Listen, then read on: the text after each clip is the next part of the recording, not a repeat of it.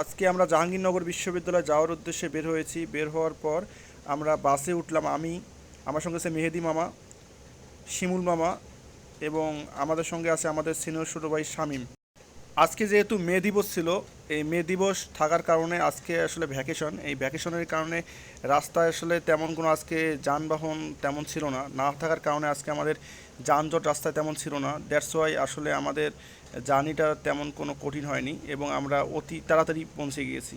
এবং শেষ পর্যন্ত আমরা পৌঁছে গেলাম জাহাঙ্গীরনগর ইউনিভার্সিটিতে। এবং জাহাঙ্গীরনগর ইউনিভার্সিটিতে পৌঁছানোর পর আমরা ভেতরে ঢুকলাম।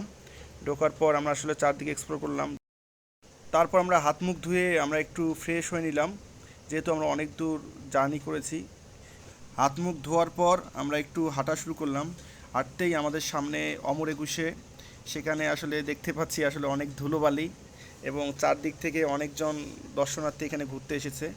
তো এরপর আমি এবং আমার সঙ্গে শিমুল মামা আমরা চারদিকে একটু এনভায়রনমেন্ট যেটা আছে সেটা আমরা একটু চারদিকে সবাইকে একটু দেখানোর চেষ্টা করলাম।